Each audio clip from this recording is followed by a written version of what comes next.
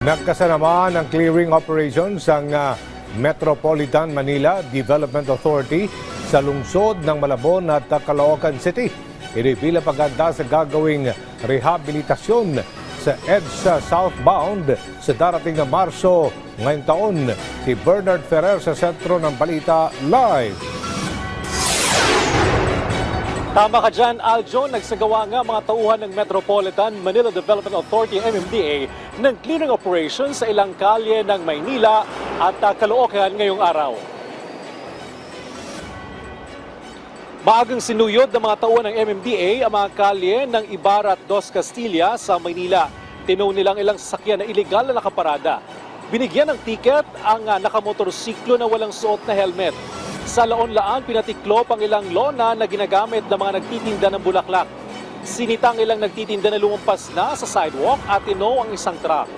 Kasabalo at sa Marar, sa Caloocan, kinumpiska naman ang ilang obstruction tulad ng kariton, kahon at padyak. Tinaw din ang ilang kotse, jeep, tricycle at motorsiklo na iligal na kaparada.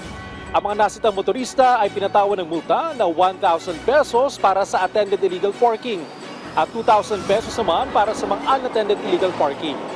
Ginawa ng MMDA ang mga clearing operations upang maayos sa madaanan ang ilang kalye na nagsisilbing alternatibong ruta. Ito'y pagpapatupad din ng disiplina sa batas trapiko. Ang mga operasyon ay paghahanda rin sa rehabilitasyon ng EDSA southbound sa Marso, kung saan inaasahan ang pagsikip sa daloy ng mga sasakyan. Marami po sa ating mga motorista definitely will be using the mabuhay lanes at ating mga alternatibong kalsada.